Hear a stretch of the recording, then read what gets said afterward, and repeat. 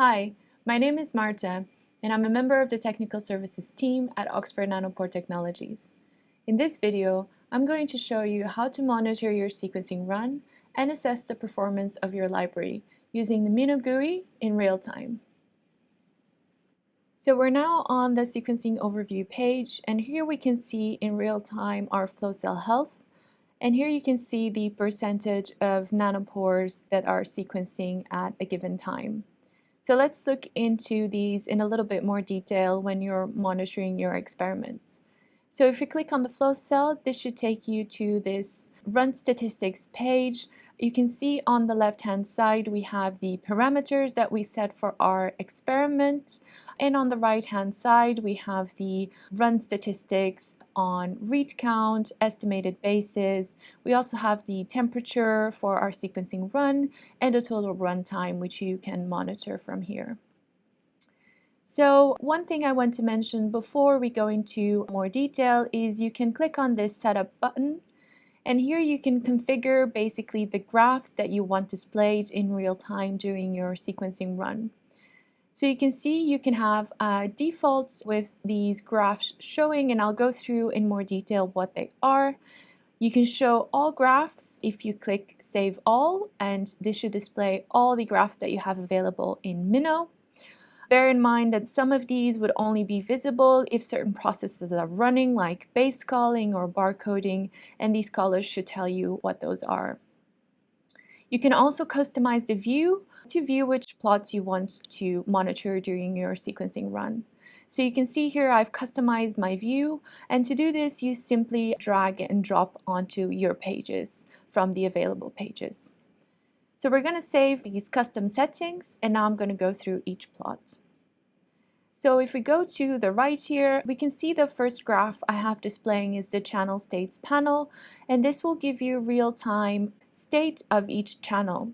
So we can see here, and these are the two states that we're looking at, is the sequencing and the pore.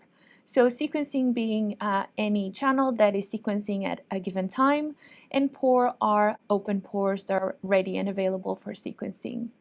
You can see you have other channel states, and these are discussed in more detail in a separate video. What you can do here is you can expand this view to view a little bit more colors and get a little bit more information. So you can find what these colors mean as well in the MinKNOW protocol. So here what we see is a good library. You can see most channels are sequencing.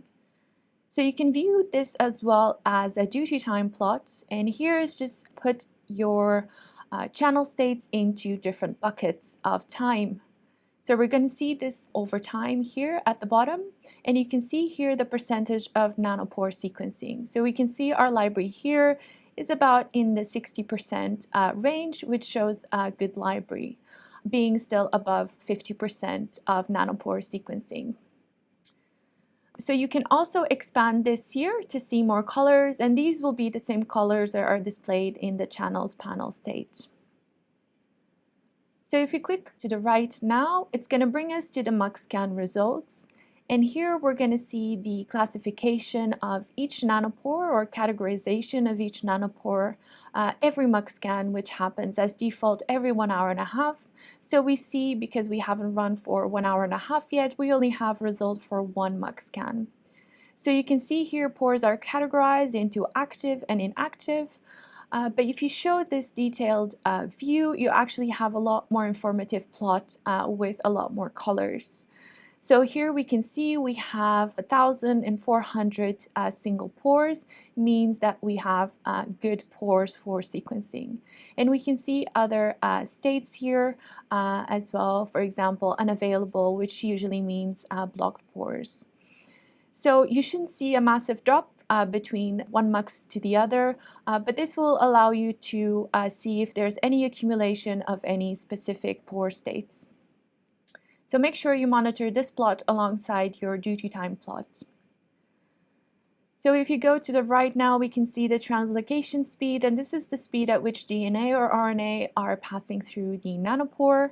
In this case, we're sequencing DNA. The expected speed for DNA is about 400 base pairs per second. And you can see here the median translocation speed is about 407, and this is within this median target. So if you don't see a deviation or a drop or an increase from this median target, and this is constant throughout a run, then you can be sure that everything is going fine.